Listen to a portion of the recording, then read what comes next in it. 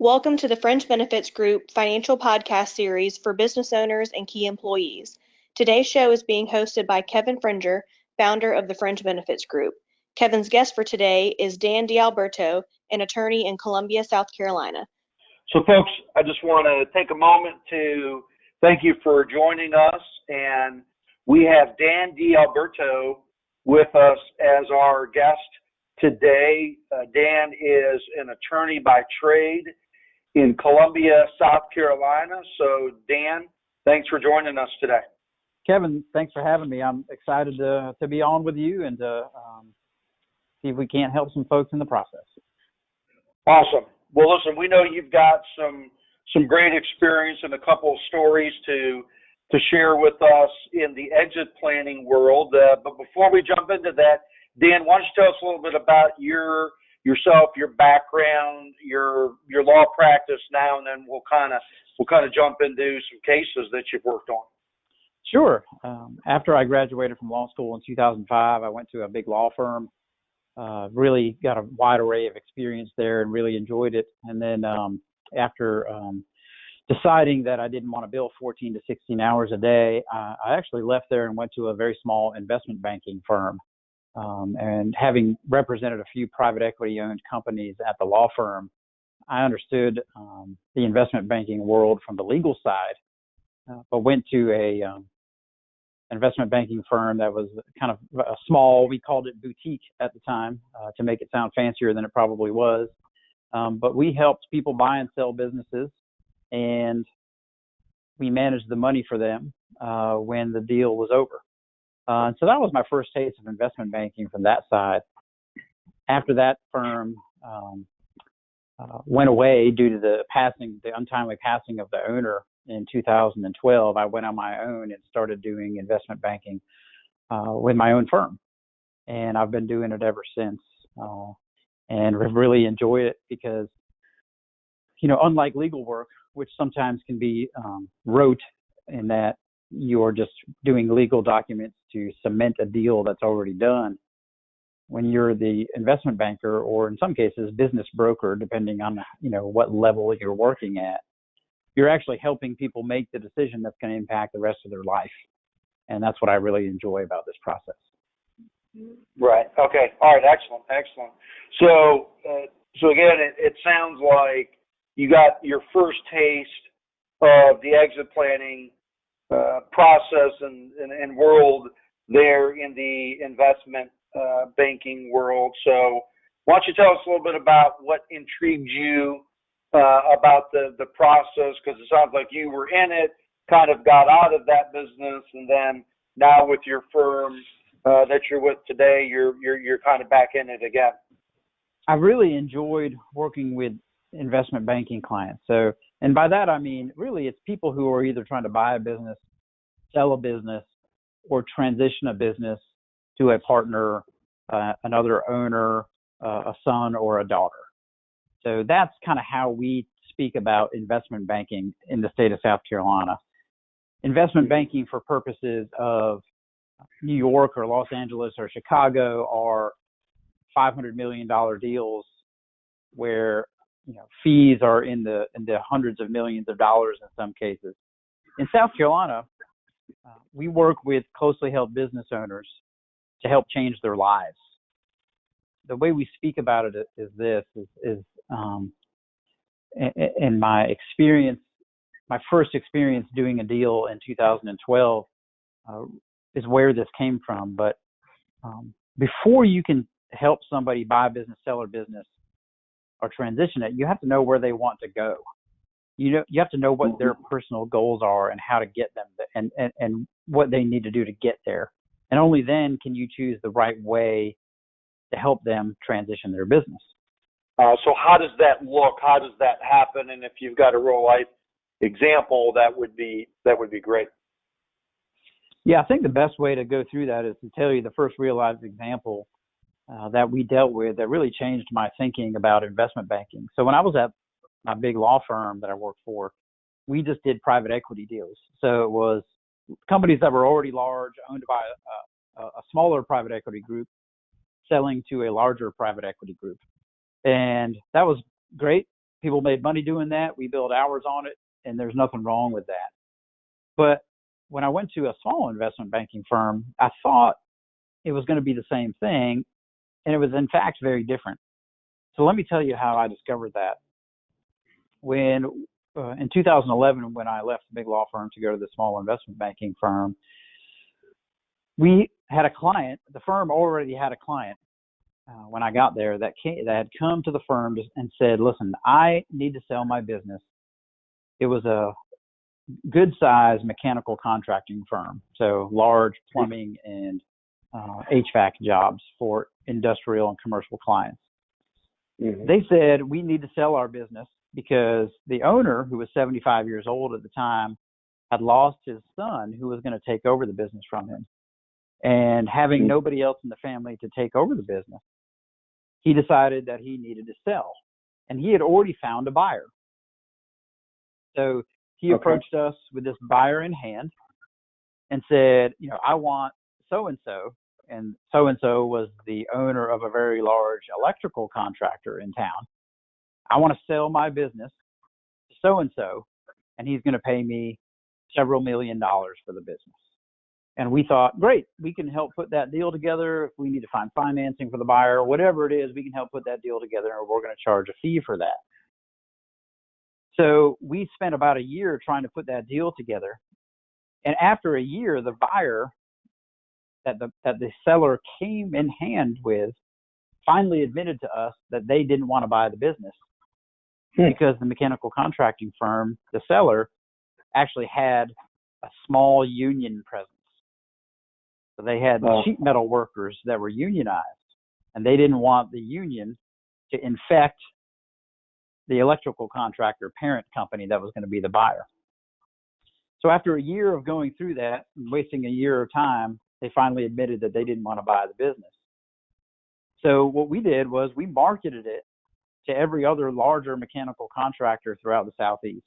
I made phone calls to everybody from DC to Florida and over to Texas. And we got the same response, actually. Probably took another 6 months doing that. Everybody was very interested in the market. Everybody was very interested in the culture of the firm. But after they looked at it and found out that there was a union presence, they said, we just can't do it. We don't want to buy this company with the union. So after the final buyer went away, I distinctly remember this day. It was a Friday afternoon, and I got a call from the final buyer, who was still serious at the time, and they called and said, listen, we love this place. We love the firm. We love the people. We just can't get past the union, so we're out. We're not going to buy the company. So I hung up the phone and I kind of put my head down, and I didn't know what to do at that point. So I called the seller, who is this very sweet, very nice statesman of a man who is now 76 or 77 years old at the time, and called him to tell him, we cannot find anybody who wants to buy your business because of the union. And the reason we couldn't get rid of the union is because they have a huge buyout clause, several $1 million of buyout clause. Wow. So what we did, I said to him, this final buyer has just bowed out. And he said, Dan, I'm 77 years old. What am I supposed to do? I got to transition this business to somebody. And I said, well, it's Friday afternoon. Let's think about it and pray about it over the weekend, and we'll get back together on Monday. And I said, before we hang up, can I ask you a question? He said, sure. And I asked him, what was your number one goal when you called us now a year and a half ago? What was your number one goal when you called us to sell your business? And he said, I just don't want any of my guys to get fired. And I thought to myself, I've been doing this wrong for a year and a half. So what I realized was we were presuming that this guy needed to sell his business to get a check for several $1 million so that he could retire. Right. What we discovered was, that's right, it's perfectly normal. But what we discovered was his wife was ill. She couldn't travel much. They didn't have a lot of expenses. And he had already been wise with his money, and he had saved up millions of dollars already, and he did not need the money to retire. So that opened up a world of possibilities for his options to transition the business. So I hung up the phone and I called an acquaintance of mine who I knew had shown some interest in running a business but didn't have a lot of money. I called him and I said, "How would you like to be the new president of so and so company?" And he said, "What are you talking about?" And the long story short is that guy now has 100% ownership of the business. Not only did he not fire anybody, but he has grown the company from 80 employees to 110 employees now. It's doing extremely well. It's financially sound, all because I asked one question that allowed us to be able to put together a deal that was very different than what the seller came to us in hand with. So I tell you that story so that we can understand it's not always about selling for the most amount of money. It's about finding the wisest way to transition the business to meet the best and highest goal of the seller and their family. Well, that's a great story and a great point, Dan. In our book, To Sell or Not to Sell Your Business, chapter 1 is what's your why. What is the reason that you're selling the business, right? And we think we all have a pretense to think, well, it's because I feel I can get the most money now, or I need the money, or whatever the case may be. And that's a great example there of that not being the case. And I'm sure you, like all of us that have been through those, spend a little bit more time on the what's your why in the very beginning so that we're all on the same page, as we move forward. That's exactly right. The why is typically never for me to get the most amount of money. Sometimes it is, and that's okay. There's nothing wrong with that. But there's always another deeper why associated with the sale or the transition of a business or with the purchase of a business. Right. I sat down with a business owner. That's right. I sat down with a business owner who we helped sell his business in September of this year. And kind of did a little bit of a post-mortem with him. And he said, "Dan, I wouldn't have done this if I didn't have another why. The money is great. Don't get me wrong. I love having the money." But he said, if I didn't know that I was only a few years away now from being the chaplain for the local sheriff's department, then I would have regretted doing this deal.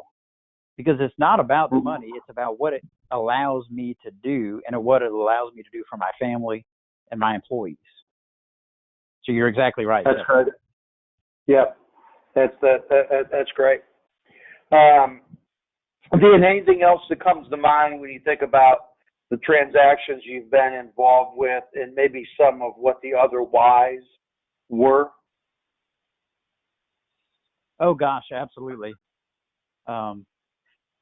I'm thinking of some funny situations I've dealt with. There was a situation where there was a family-owned business that we worked with.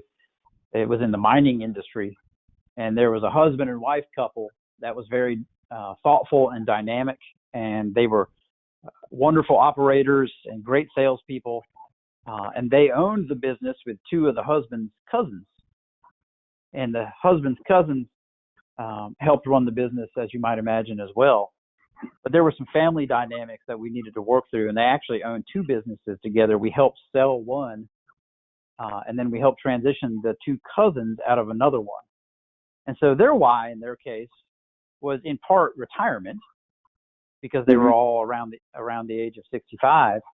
But their bigger why was the businesses had grown so big, they were producing a lot of money.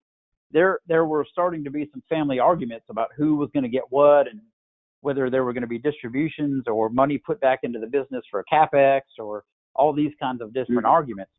So rather than continue to grow the business and have these arguments that resulted in disagreements over larger and larger amounts of money, they decided they would rather be able to sit at the Thanksgiving dinner table together and not worry about money. And so what we did was we helped them sell one business in a private equity deal to a third party, and that went very smoothly. And then we did an internal transition of the business from the cousins to the husband and wife team, so that the husband and wife then owned 100% of that business. And they could all be at Thanksgiving and Christmas and Easter together and not argue about, what the right tactic for the business was, or the right strategy, or who was going to take what distributions or anything like that. So the why in that case was very different. They certainly needed the money in order to retire, but the bigger why was family harmony. Sure. Yeah, that's great. That's great. All right, Dan. Well, hey, let's move on down the road here, and let's talk about the next subject, which is around when. Certainly we know that there are sudden things like a change in health or something like that, or I think in your original story there was a loss of a son that the owner had planned on coming in. But Dan, when is the best time to start planning for your exit for your business? I mean, how close to the time that you actually plan on selling, or let's just talk about around when? What's some of the ideals when it comes to when? Well, a very wise business owner once told me, who actually ended up starting a private equity firm. He said you should always run your business like you're going to sell it tomorrow. And then even if you don't sell it tomorrow, you're always running it in the best way possible, which means you're running a tight ship and you are therefore ready to sell at any time. Now, that's an ideal situation, of course, and very few people think that way. But, the ideal scenario is that you start thinking about selling your business probably 3 years before you really want to do a transaction. Of course, 5 years ahead of time is great. A lot of folks don't typically put enough time into that decision. And so we end up working with folks a lot of times who are kind of on a year-long time frame. And we'll work with folks with timelines of a year to 3 to 5 years typically. But 3 years is about enough time to really, depending on what your retirement needs are and familial needs and all those sorts of things, assuming you can get the value out of the business that you need to in order to meet the goals that you want to meet, then 3 to 5 years is a very gracious plenty amount of time. But a minimum of 1 year is absolutely necessary to kind of figure out the process and get the business sold. But we like working with folks 3 years ahead of time. Okay. And so that gives you some time to kind of figure things out. It doesn't put a rush job on the ability to get competitive bids going, look at the open market, look at competitors, and all of those things. That's right. To your original point in the first chapter of your book, you have to know the why. Well, it kind of takes some time. Every business owner doesn't necessarily know the why when you first start talking to them. A lot of the time spent helping business owners is as a psychologist, kind of digging out what they are trying to accomplish. We know that they want a transaction. We know they want to sell the business for some amount of money. But other than the money, why are they thinking about this? What are they trying to accomplish with their family? What is the purpose of the deal? And that can take 2 weeks to 6 months to kind of unearth that discussion. Okay, great point. Hey, Dan, also on the when, in that 3 to 5 year time frame, could you hit real high level for us kind of this concept of valuation building and what a 3 to 5 year time frame can mean to the valuation building process?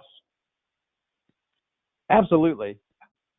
There are a number of reasons to start early, and one of them is to make sure that you not only before you even build the value of your business, hopefully you've been doing that over the course of your ownership, but one is to be able to present that value and understand the value. And so that's really why you have to start early, is to understand the value of your business and then be able to present that value.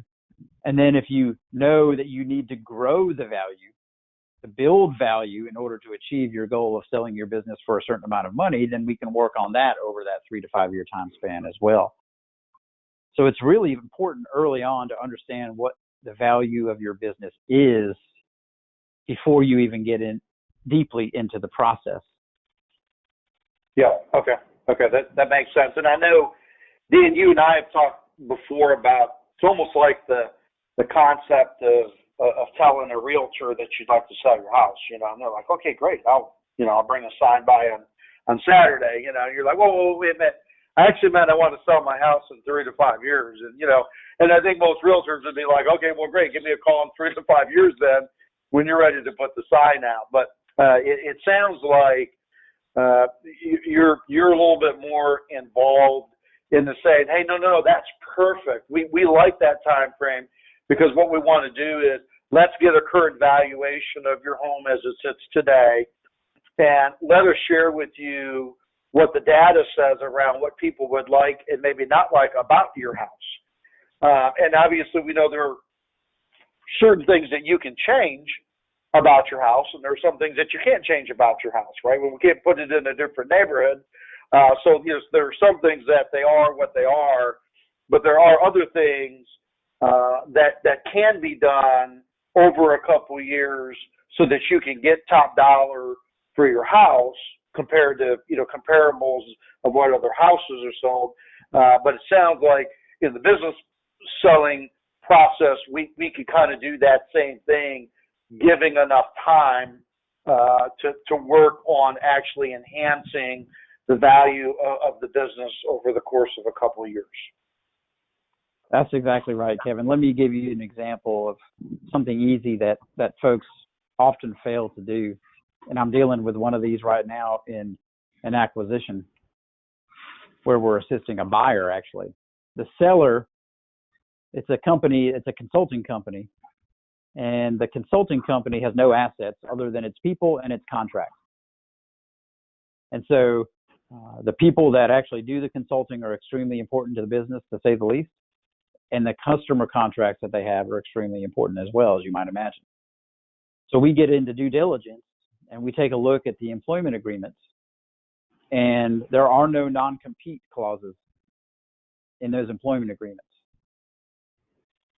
And so what we discovered was all the value besides the value that's in the existing customer contracts are in the people, are in the consultants that sell the business and then perform the consulting.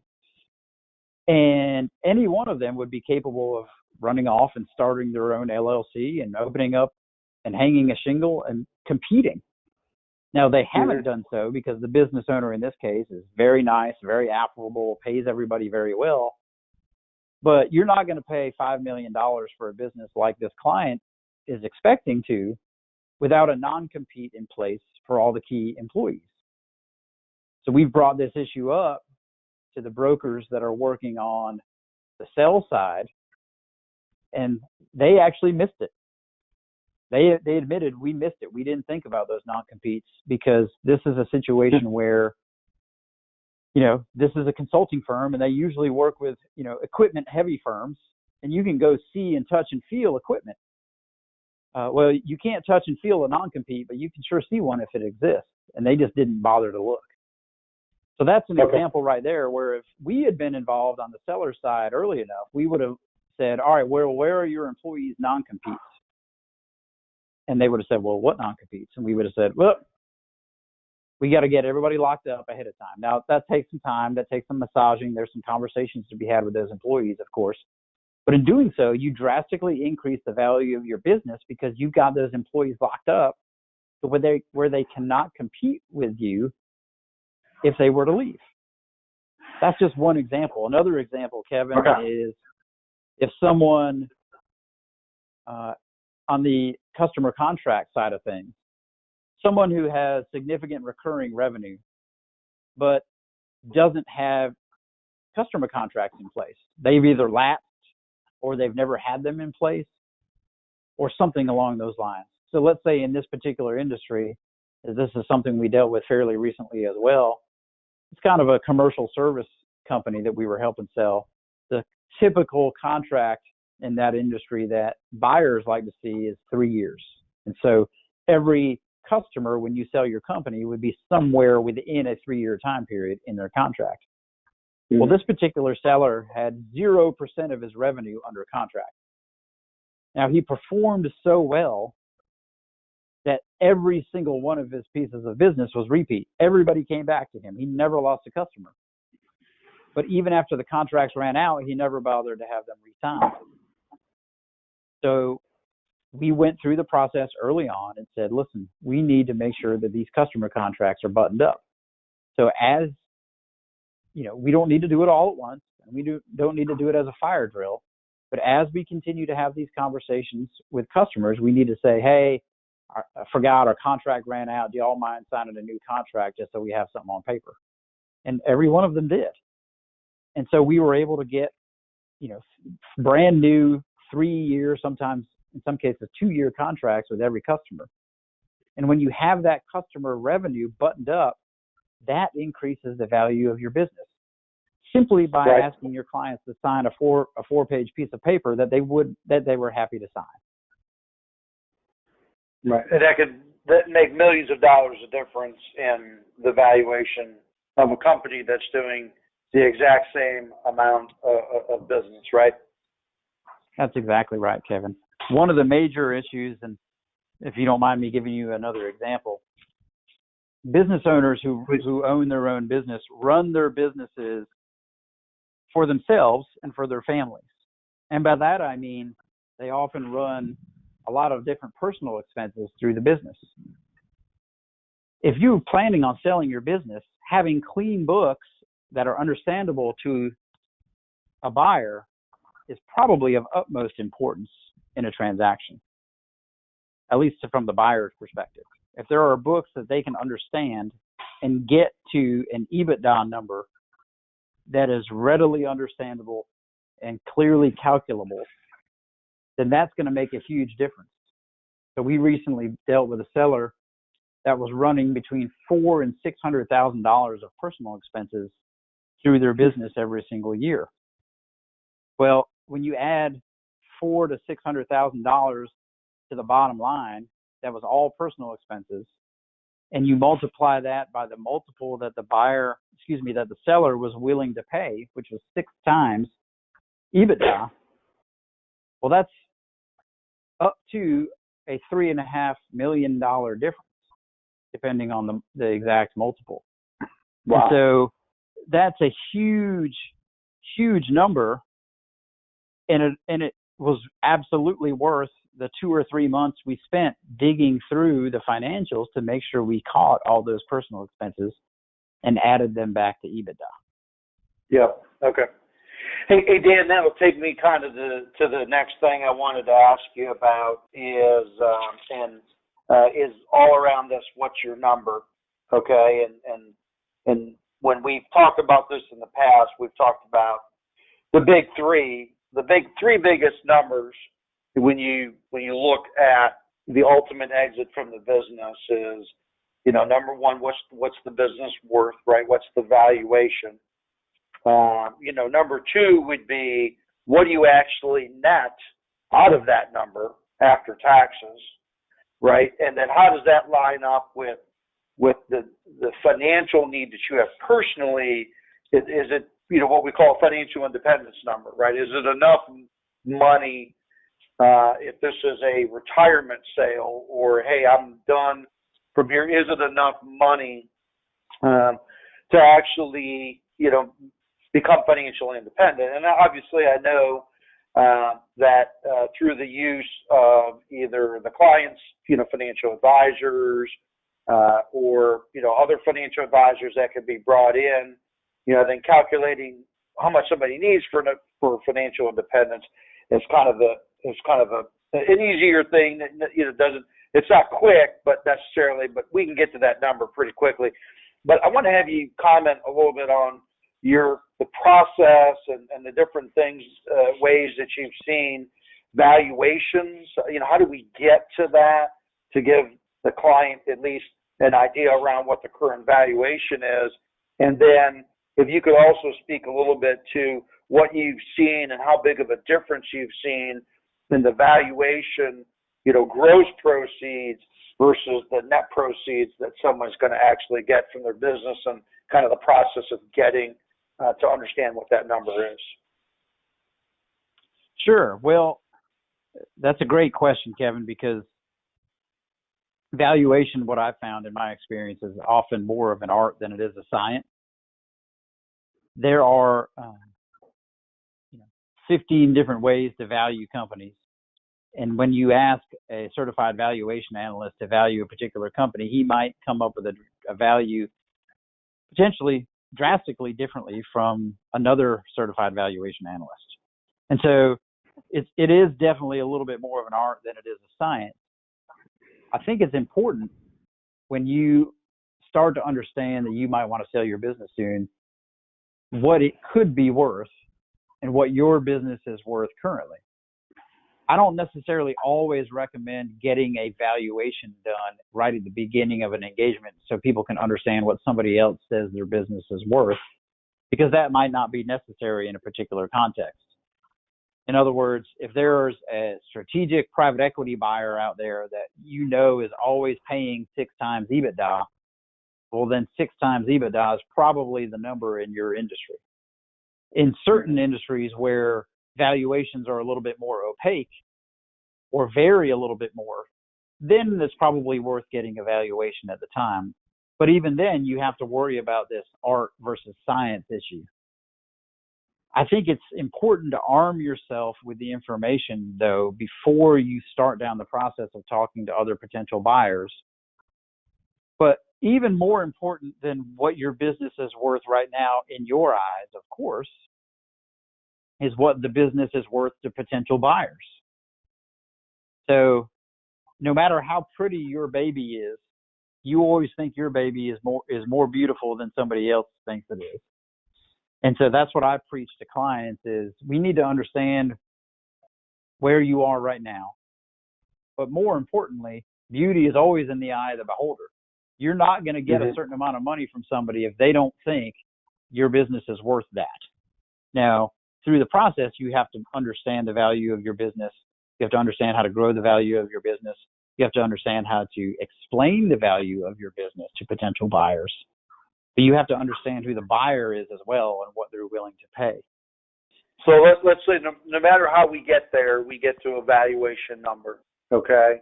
And maybe even to, the number that, we've got a firm offer now, for the business.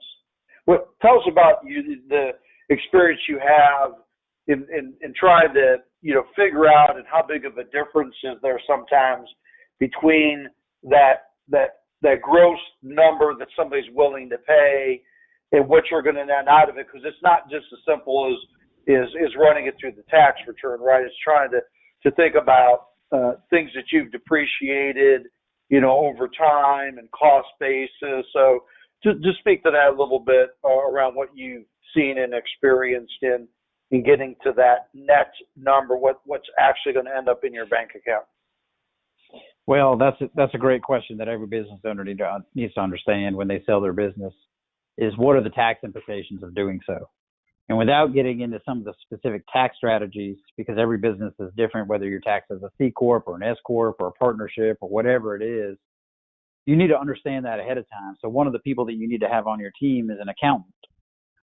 Typically the accountant that you worked with previously, assuming they have deal experience. And if they don't, then we need to find you an accountant that has deal experience. But before you sign on the dotted line with any letter of intent at a particular valuation, you need to understand if I accept this letter of intent and I sell my business for X, it's never going to be X. It's always going to be X minus the tax implications associated with it. And so we need to dig through and comb through all the different pieces and parts of what those tax implications are with your accountant to make sure that you understand. So of course, your tax basis is important, but if some of that tax basis is inflated for a particular reason, there may be a different tax implications. So for instance, if you have a lot of equipment and you need to recapture the depreciation you've taken on that equipment because you've taken Section 179 deductions, you're going to have to recapture a bunch of that depreciation and pay taxes on that as well. So there's any number of moving parts as it relates to taxes that you need to understand before you accept any particular offer. You also have to understand your buyer. So let me give you an example. This is not going to occur in every situation, of course, but sometimes there's publicly available information about buyers. Obviously, in cases where the buyer is publicly traded or otherwise publicly owned, you can find as much information as you want about them online because it all is publicly filed. To me, that's a great source of information about your buyer to help you understand a little bit about how they are valued. So let me give you an example. In a deal we did recently, we worked with a seller who was selling to a publicly traded private equity group. So it was a large capital management company that was publicly traded that owned amongst its assets a private equity group. And that publicly traded parent management company was trading at 18 times EBITDA on the public markets. And their original offer for a company when they were buying a company was 6 times EBITDA. So I pointed out to the buyer that they have a lot of space between 6 times EBITDA and 18 times EBITDA. And we were able to increase, just by pointing that out, we were able to increase the purchase price because we knew that they had significant access to capital where they could afford to pay more. And so just a little bit of due diligence online, clicking around, was able to get our client a few million more dollars. All right, hey Dan, let's just talk about the process a little bit. I know in our workings, together, clients take different roles. Some are more active than others in, either the negotiation process or the identifying of potential buyers. I know a case that we had worked on recently is maybe one extreme, and then maybe you could share some other extremes or more in the middle, where we had a client that said, hey, listen, I'm getting all these calls, I'm getting emails, maybe I should listen to these, but I don't have time, I don't have time to take these phone calls and respond to emails. I need to stay focused on running my business. And I know, we eventually just farmed all of that off to you, right, in your firm to say, hey, Dan and his group can respond to the emails, take the phone calls, figure out who's serious, and when we get somebody that we think is, has the wherewithal and you do some due diligence, I'll let you know. And I know that process we played out and ended up with a very successful exit for that particular client. How involved should business owners be either in the very beginning of the process, or how many times when you're negotiating price and we're kind of getting into the nitty gritty, how many times are the owners actually on the phone with you? Do you think they're better off to not be on the phone or to be there with you? When's it ideal to bring them in, and maybe some other examples that you've seen? Well, I always like to give my clients arm's length transactions, and therefore, let's use the term kind of plausible deniability sometimes. So here's what I mean. Whenever I'm negotiating on behalf of a client, if I have a client who's on the phone with me and a seller is demanding that we concede a particular point, I can always say, I got to go talk to my client about that if my client is not on the phone. Right. But if my client's on the phone with me, then the ultimate decision maker is on the phone. And therefore, if he can say yes or no, and if he chooses to say yes or no, then that's a final decision. Mm-hmm. And I don't like to put pressure on my client, or I don't, maybe put it this way, I don't like sellers to be able to put pressure on my client. I want my clients to be an arm's length away from the buyers to be able to make sure that they can make an informed, non-rushed decision on a phone call or on a Zoom call or in a meeting. So typically, our clients are very involved, as you might imagine. They are selling their business. They have to be very involved. But as far as during the direct negotiation process with the buyer, I usually give my clients that grace period so then I can call them and tell them what the conversation was about. We can talk about it for 2 or 3 days. We can think about it, and then we can respond to a particular demand. So it removes that pressure from the client. And frankly, it's better for them because they've got a business to run and they need to spend their time running their business. Right. Well, and I also know, Dan, that you had mentioned this a little bit earlier in a different way, but I think sometimes it's hard for people to hear criticism of their baby, right? Everyone's baby's the cutest baby, or I've got kids that they grew up in soccer and things of that nature, and it's tough to sit in on a meeting and listen to people criticize your kid, and it's easy to get very defensive about that, and sometimes it's probably just not best that you're on the phone, because obviously the potential buyers are going to be saying to you and the owner, hey, here's all the problems with this business, right? This is wrong and that's wrong, and I know in the big picture, it's better for you in your position to just take note of those things. We're not having a defensive, piping up or conversation of, hey, that's not true, and tell me your thoughts on that aspect of it as well. Well, yes. Typically, in a situation where you're selling your business or otherwise transitioning your business, you need to maintain some sort of rapport with the buyer after the sale.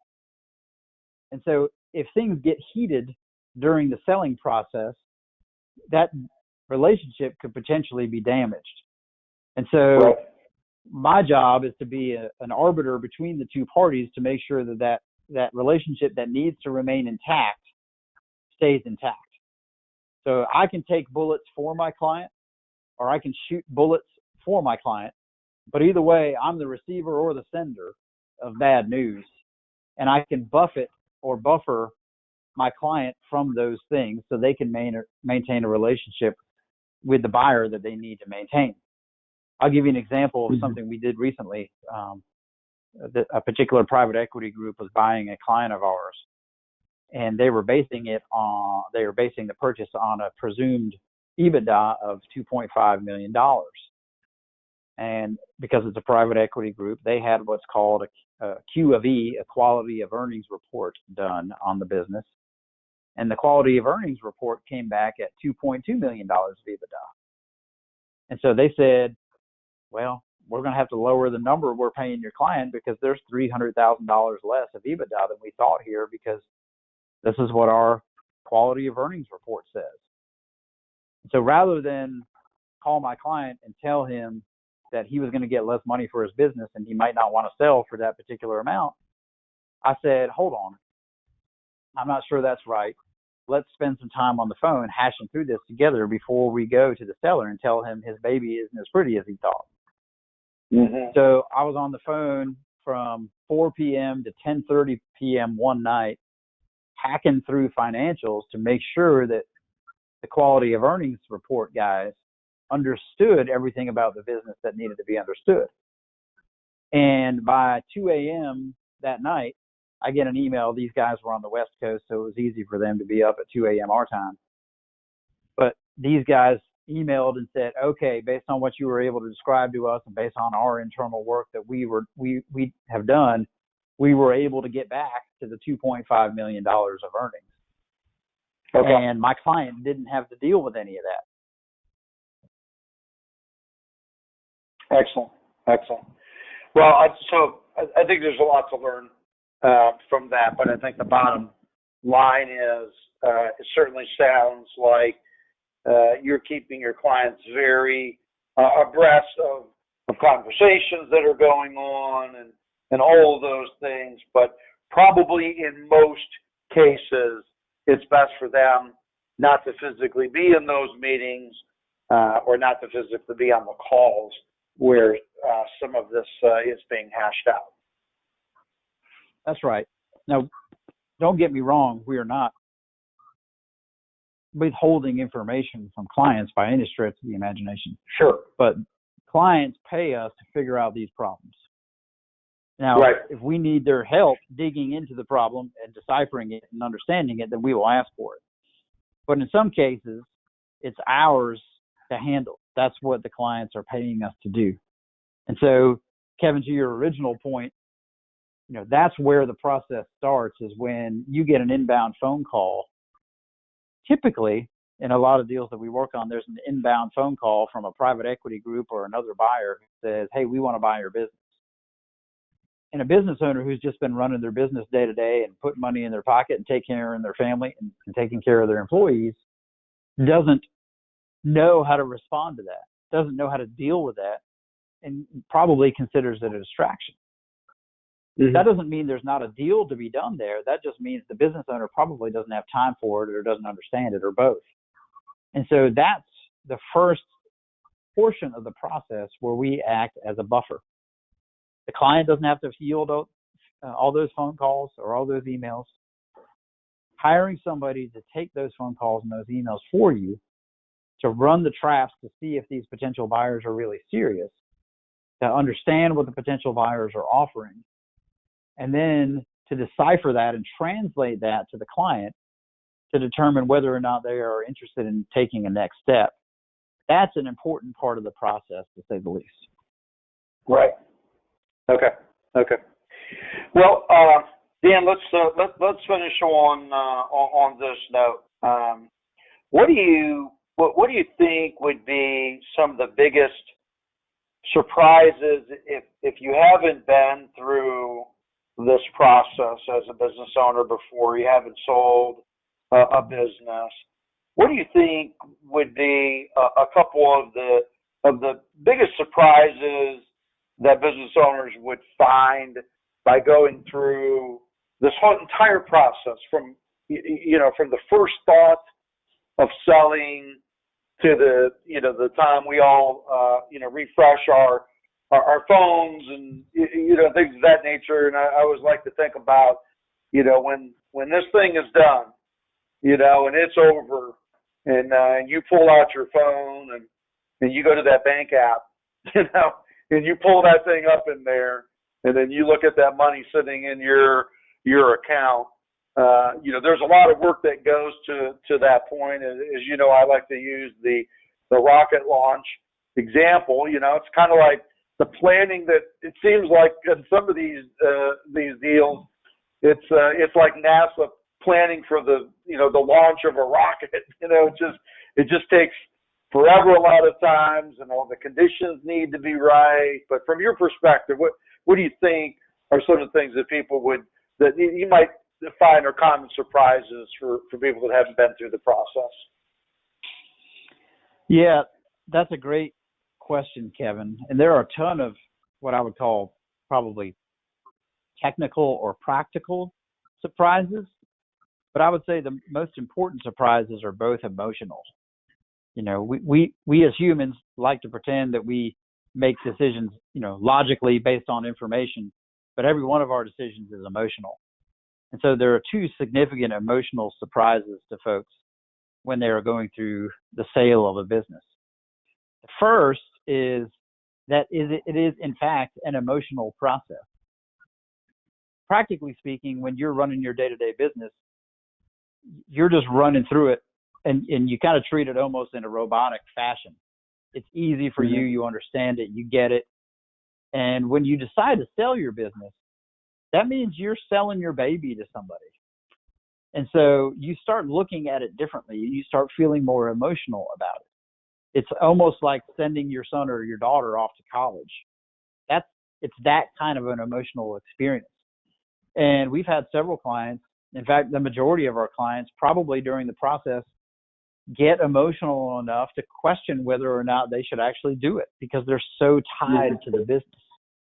And so that's the first thing, is that they need to be prepared for and expect to have an emotional reaction to the sales process. But similarly, it could be an identity. Right. Yeah.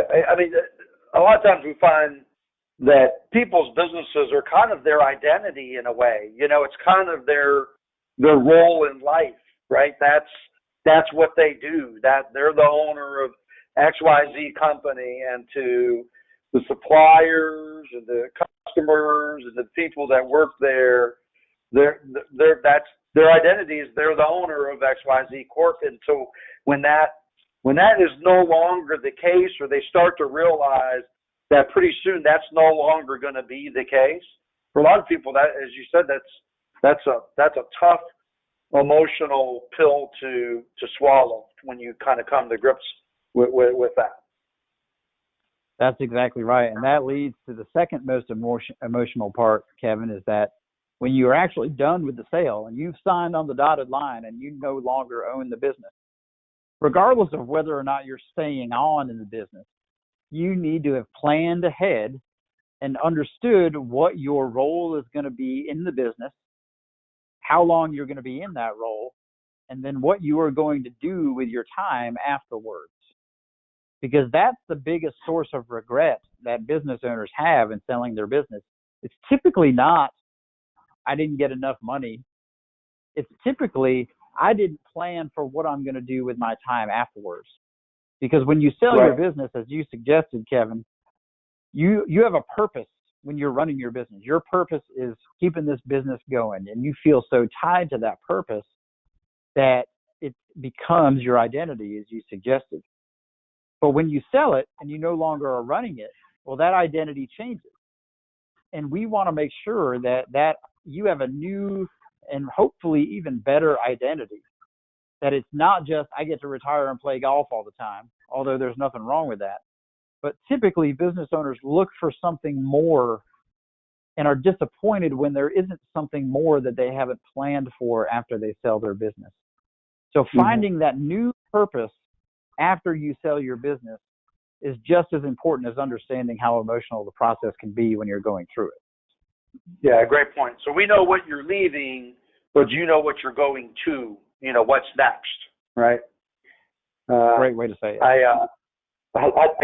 I always kind of close on this part, Dan, for our initial conversation, but if some folks may remember the name Fisher DeBerry, that was a longtime Air Force Academy head football coach, was there forever. And Fisher and his family are from South Carolina, so we see him every once in a while, and he'll speak at some different luncheons. And he had been retired for just a couple of years, and he and his wife were out to dinner, and somebody came up to him and said, "Hey, how's retirement going?" He's like, "Oh man," he goes, "I love it. I'm having a great time. I'm picked up some hobbies. I'm fishing and all those things." And then somebody looks at his wife and says, "So it sounds like it's good, huh?" She goes, "Well, it's good for him." She goes, "But for me, I got twice the husband and half the money." And she was like, he's somebody that worked, 80 hours a week for 30, 40, 50 years. And now all of a sudden he's around all the time. So I just think, the whole family dynamics, not just the owner, but the whole family dynamic needs to understand that. So, hey, Dan, tell our folks that are listening today how to get a hold of you. If somebody has questions about anything that we've talked about or anything that we didn't talk about as it relates to exit planning, what's the best way for people to get a hold of you? Absolutely, Kevin. Thank you. You can reach me at our firm and our phone number is 803-764-3919. And we'll be launching after the new year a new website with a new brand and a new firm name called Purpose Equity. And that website will be purposeequitygroup.com. Purposeequitygroup.com. Excellent. And give me that phone number one more time, Dan.